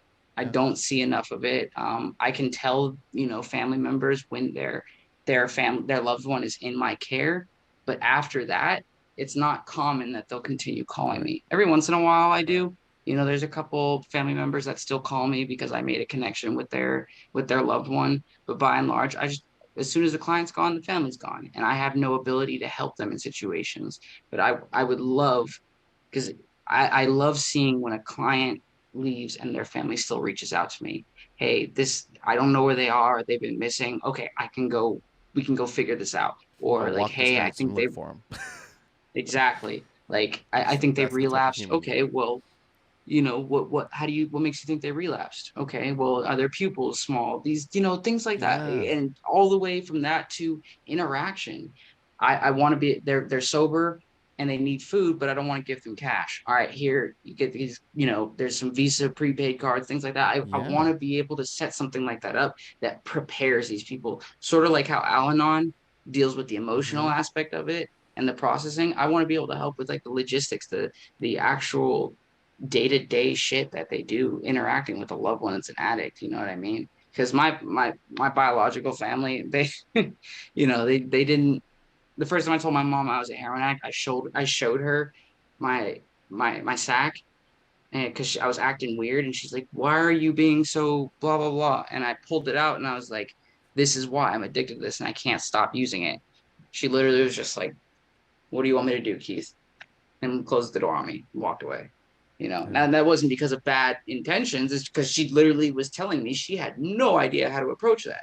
Yeah. She had no clue how to approach her son Yeah. coming out and telling her that he's addicted to heroin. And when he stops using it, he becomes extremely volatile and will do anything to get more. Yeah. It's a tough conversation to have with somebody if you've never had it before. And when I think about things like that, how my family interacted with my addiction versus how the people I call my parents interact with it. People I call my parents, they know how to interact with it. They Mm-hmm. know how to talk to me. Like I said, they, as soon as I relapsed, they got me in treatment. They sent me off, and they did not let me come back no matter what I said. Yeah. I'll just leave tomorrow. All right, that's your decision, Keith. If Go you for leave it. tomorrow, go for it. Like, Yeah. we have to have boundaries. And like I said, There's the we door. we have these conversations with families all the time when they're in treatment, but Yeah. There's no long term rarely do I see it aftercare, being right? Follow up. right. I don't see it being practiced. You're And right. so I want to set something up like that to where the people that are saying that they want to see a change, these advocates, these people trying to start Kickstarters or what have you, I want to be able to be like, hey, are you serious about this? Or is this virtue signaling? You're Mm-hmm. serious about it? Come take this course, because I see some things that you're not aware of. I see some things that you don't have personal experience with that you're going to need if you really want to fight this fight. Because it's a long fight, it's drawn out, it's exhausting, and doesn't really stop anytime soon. It's a long-term thing, like I've got see September, October, November, December, January, February, March, April, May, June. So I got 9 months. Holy shit, I got 9 months. I got nine. I just realized I have 9 months. Oh yeah. I have 9 months now, and I'm still dealing with the fallout Mm-hmm. of my relapse. I'm still dealing with the previous 10 years of using. You Mm-hmm. know, like that's it's a lot. And so some people think that like once you get out of treatment, you're good, you're one and done. And I want to be able to prepare them. Yeah, no, you're right. It's unrealistic to think you're just going to ship someone off to treatment and they're going to get better. And that's where it ends. Right. And here's something I noticed too is that people think they're done raising children when the kid is 18. By no means is that fucking true. Right? I will be riding with my kid till the day I fucking die. 100%. That's a fact. As long as I'm not getting loaded, right? And Mhm. like it's there's a lot of there's no one has the tools in society. That's not we had sex education, but did we have like education on the reality of addiction? I mean, we had the dare program, which was the polar opposite approach of what we needed, right? And Red ended Ribbon up Week. being a fucking total flop. And the war on drugs, guess what, drugs won. And uh it's just we have nothing in place to deal with this problem. Not from a preventative angle, even the treatment angle is needs some serious modification. And there's certain individuals that you're right don't answer the phone, and then there's certain ones like they're gonna kill themselves if you don't answer the phone. So answer the phone. There's a lot of nuance, right? And Yep. complexity and individuality is a plays a big role in this. But like a lot of the clients that are coming into facilities like yours, chances are they need that tough love. They need to be cut off. Yeah. You know what I But you're mean? right. But you're 100% right though, because I do fall into that trap sometimes. Even knowing this, I fall into that trap. Recently, I had somebody I had to put on. They were having suicidal ideation, and so they hadn't gone into. For those that don't know, there's a certain method as far as being a mandated reporter. There are certain things that I am mandated to report, and and then for those things that I have to report, there's a criteria that has to be fit. Mm-hmm. Right. So if we're talking about SI, okay, is it passive? Passive being like, I don't want to live this life anymore. I don't like the life that I have, or I don't feel like I belong on this planet. It's passive, Yeah. right? I'm not necessarily mandated to report that because that is not an actual active thought. It's a passive thought, right? Now, if somebody comes to me and they're like, hey, the other day, I found some rope in my room and I started having these thoughts. Okay, that's beyond passive. Now Mm-hmm. that's getting into planning stages. I'm required to report that. So recently, I've had a lot of people that I've been dealing with as far as clientele that are, risks and been put on watch because they haven't officially reported anything. And I was talking to, my dad, and I was telling him, I was like, oh, I don't think they'll do it. You know, why? Well, because we don't really get people that are willing to actually take that next step and follow through with the plan.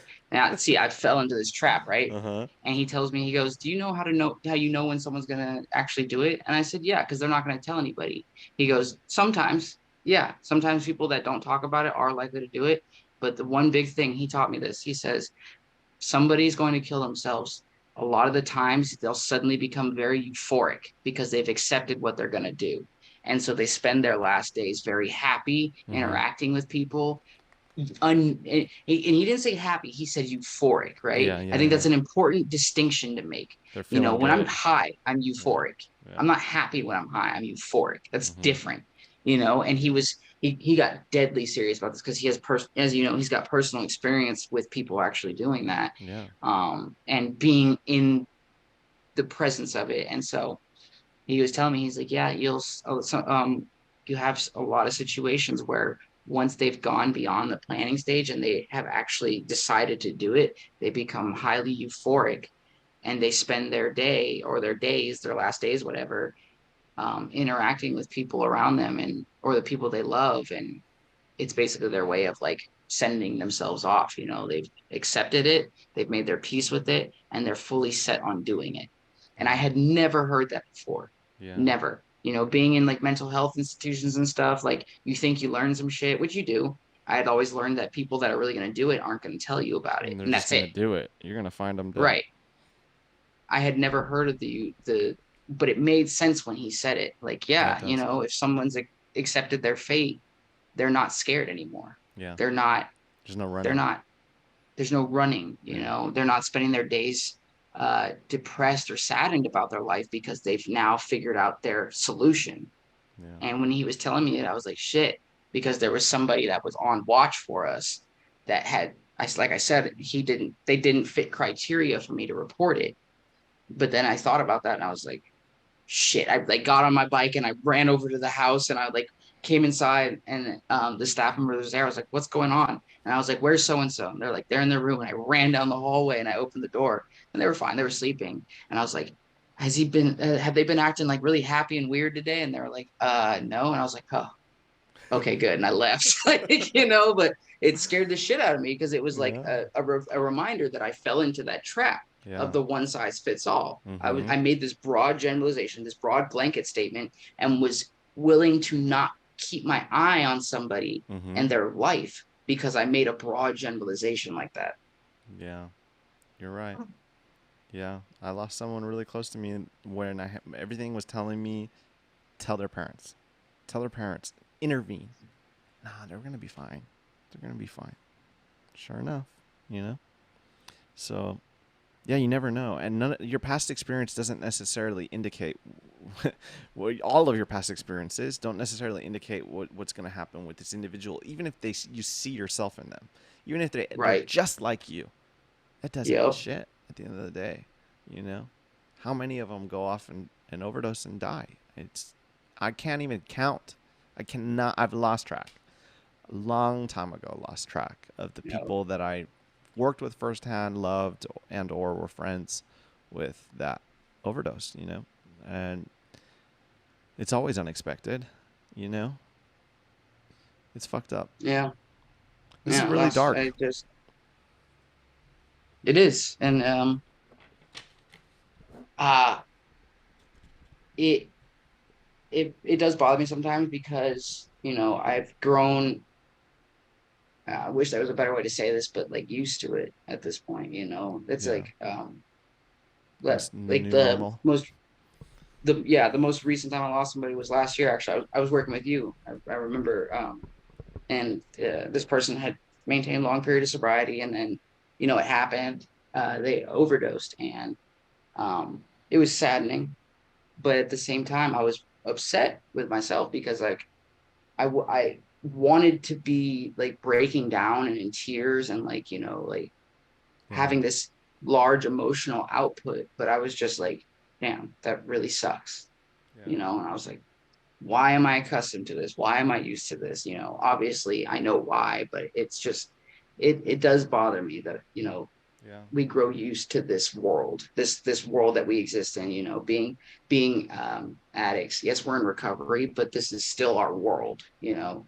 This is our what we've experienced, and it's not all we know, but we are familiar with it. Yeah. Well, and the passerbyers that just overlook it is what drives me nuts. I'm not Mm, going to try to change anybody, but I do want to show them what's happening, the reality. And that's what I'm trying to do with these lives and the fucking Skid Row. I'm putting my life at risk so that I can fucking show especially the naive people and closed-minded, even on the other side of the spectrum, that are like, mm-hmm. let them fucking die on the streets, fucking, you know, set them on fire. I told you about the page I saw called Egg the Tweaker, where these guys are going and throwing fucking eggs at homeless people and smoking them out with their diesel truck, like the polar opposite end of the spectrum of what I'm trying to do. But I'm okay with seeing that because I know it's real. I know those type of people exist. Though there are some fucking very close-minded people that may not ever change their views, but nonetheless, for those of us that are open-minded and are compassionate and do care whether we had the experience or not, if we can show in any way, even with this episode, the humanity behind this and just the gravity and the reality and Yeah, the Narcan thing you were talking about, your idea is fantastic, and I would love to see it come to fruition. I would argue that the fentanyl problem is so prevalent that everyone should have Narcan in their household, every single fucking house, because we all Yeah, know somebody that's taken a Norco or a Xanax, and guess what? All the pills are fake now. A lot of it. I got some firsthand experience of being in the streets in the modern day, and turns out a lot of these pills have fentanyl in them, even if you think you're taking Xanax. And almost, if you don't have the type of experience that you and I have, you can't tell the difference between the pharmaceutical and right, the, I can based on the texture and the way it crumbles right, and right, all of that shit, the way it breaks down or melts or not, all that shit. And, the everyday person doesn't have that type of knowledge. And, the 19-year-old kid that's relapsing for the first time has no fucking clue. So if you can provide that education and that long-term maintenance of the skills that are required uh, to be there for them, whether even if it means cutting them off in certain aspects, but giving them food cards, like you said earlier, fucking genius, right on the nail. Like, and that's the approach that I think we need to have is a more nuanced and mindful and complex view and perspective on these individuals, and that there we need to reform in so many ways, but not in the ways necessarily that people that are being the loudest about think. you know yeah, and I'm grateful for your firsthand experience and everything that you've gone through, that you're utilizing it for a positive purpose. And I'm personally grateful for my own like flaws and mistakes, and everything I went through I feel like was for a greater purpose. And um, I would like to end on a positive note. My son's gonna wake up soon for sure. We've been at it, but I think we should do this again because you're so fucking insightful, man. You're so fucking insightful and real and raw and not scared to express yourself, which is a problem that we run into today. Is with this cancellation and this virtue signaling, is that uh, you know people don't really say what they necessarily feel, even if it's like they know in their heart that what they're saying isn't true. They'll still say it because they don't want to have the mob come after them, right? And it's sad. So let's fucking break those walls. Let's break those barriers. Let's take down this fucking stigma. And human beings like us are living proof that you can overcome anything, anything, with the depth of the traumas and just shit that we experience in 1 week, some people don't experience in a lifetime. In an active that's right. addiction or even in recovery, sometimes working in treatment. Mm-hmm. 100%. Oh my Right. God. Can we end on some self care, some positive shit? What is working for you right now, Keith? Like, what are you doing on a day to day basis to maintain, besides working with another individual, another recovering addict, which I know is of the utmost importance for sure. That it's definitely part of the fucking deal. But what else? Well, Vaping nicotine, freebasing nicotine. I, Can I get it in the form of I'll a say patch? just because I feel like this really is important to say for, anybody that is considering helping other people, not even just in a treatment sense. One thing I do for myself is remind myself that my job is not my program. It's not my recovery. It is a big part of it, being able to do that. But at the end of the day, I made that mistake, which is what led up to my relapse last year, was making my job my whole recovery. Mm-hmm. My That's a work big here thing is I do for done. myself. You're right. Uh, and then other things I do, man, like I've really been trying to limit, like I said, the community thing. Um, I was starting to get to a point where I felt like I needed to, I was stretching myself thin by trying to like do all these different things, right? Like everyone's talking about balance with work and stuff. So I was like, well, then I have to force myself to, get into a relationship and, get this big social group and stuff like that. But instead, what I've decided to do now is really just focus on the few relationships I do have and really Mm. just be all right with that, like I'm sometimes so scared of being alone again that I'll get like backups, right? Like I'll start making friends with people that I don't particularly enjoy being around, like I'm a pretty picky person when it comes to who I put my emotional investments into. But I Mm-hmm. made the decision I'm not going to bring someone within my circle unless I enjoy being around them significantly more than I enjoy being alone. And I do enjoy being by myself. I'm an introvert. I have extroverted tendencies. I'm very sociable. Like I know how to talk to people. I Yeah. can run a process group and a group therapy session, but I'm an introvert. Like I recharge from being alone. And the relationships I do have are very valuable to me. And they've been crafted over several years. You know, I said, me and you, we've known each other for 2 years now, and, my parents, I've known them for almost, a little bit more than that time. And so I'm just focusing on those relationships. So Yeah. between that, uh, maintaining the balance with my work and not being my program, I'm also, a big thing that I've been doing really is exploring my spirituality a little bit more. I went to church for the first time in years Hell a couple yeah. weeks ago. Now I'm not a religious person. Like I'm not like Christian or Catholic or anything like that. But I am trying to be of the mind that if I want to enrich my spirituality, I need to be around spirituality. So Mm-hmm. I tried out this church just for the sake of being around people who are truly spiritual. Um, and it was cool. Like I won't be going back, but it was cool. But I am trying to like explore, enrich that life and enrich that part of my life. Meditating frequently, therapy as well. I use Talkspace, which is like this app where I can like text my therapist Cool. every day except 2 days a week. I can make up sessions as we go and do live sessions and stuff, which is really cool because my moments of crises are very random, Mm-hmm. much like my childhood. Like crisis is there's no warning. Mm-hmm. I can't be like, oh yeah, I'll meet with my therapist every Tuesday. You know, Yeah. what if my crisis is on a Thursday or a Wednesday? I just had Uh-huh. my therapy session yesterday and now I'm having a crisis, but I can't do anything. I can't talk to the therapist, so I'll be able to text them and let them know what's going on. And this is gonna sound maybe I don't know, but my motorcycle, man, Yeah. Fuck that is yeah. that is like the closest thing to a child that I have. Like I spent, 6, 8 hours on one of my days off, just use up my whole day off working on it. And I love that thing. It gives me an incredible feeling, being able to ride it. And yeah, but There's passion there. Yeah. I'm taking things slowly. I don't rush into anything anymore.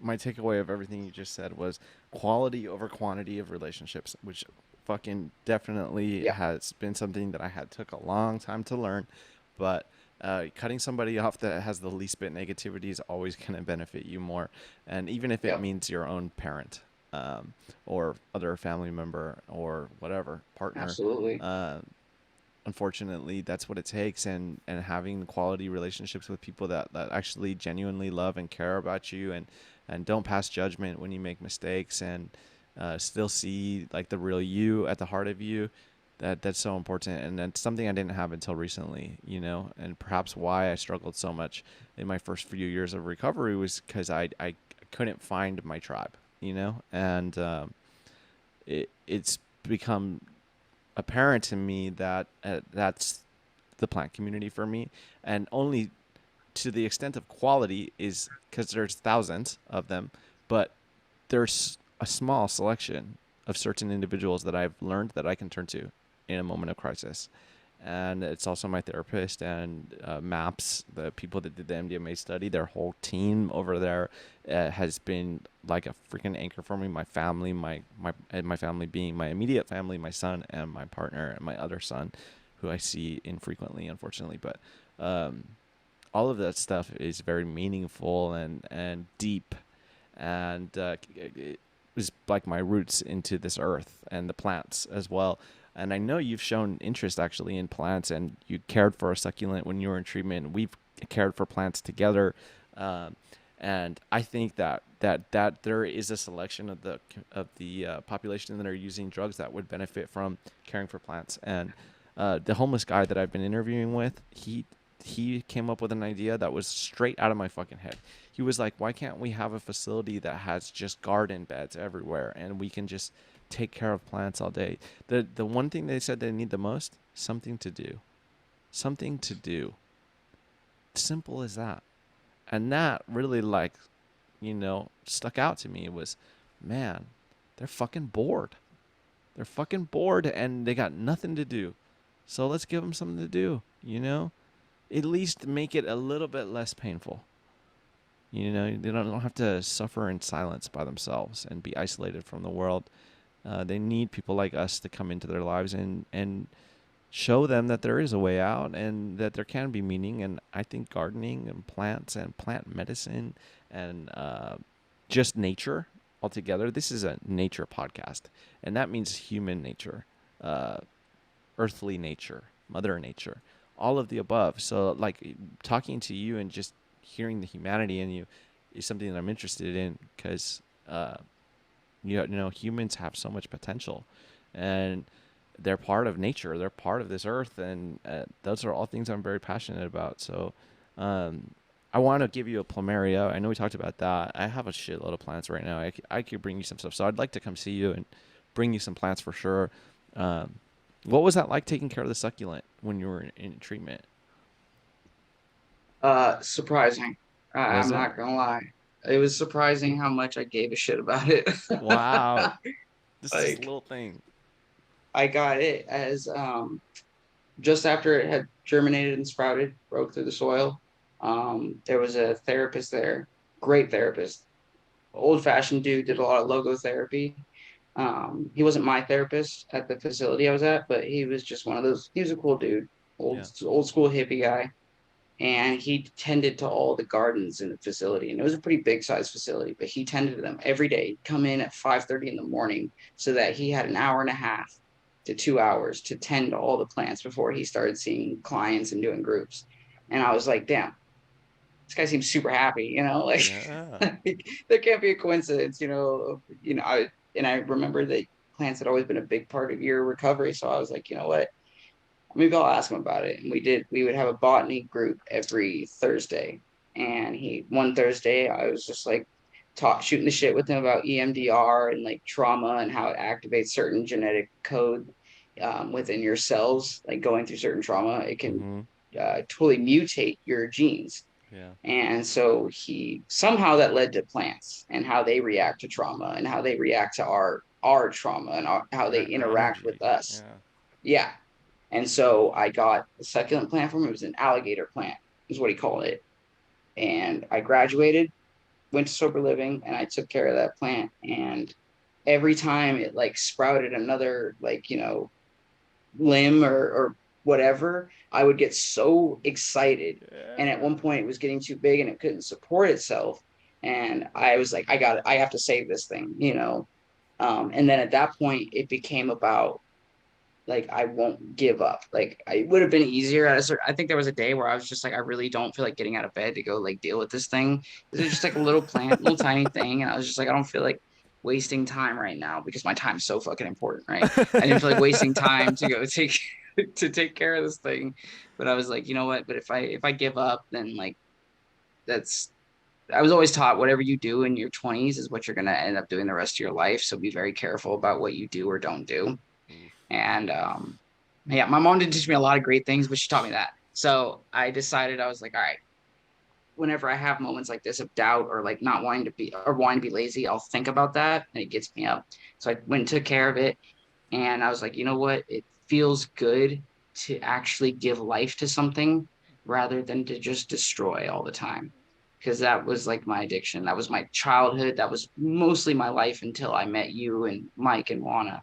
Was just I destroyed everything. I was aggressive. I was violent. I was hostile. I was destroying. I was, you know, self injurious. Like I've always thrived off of that. And so I was just like, it feels good to actually create something and give life to something.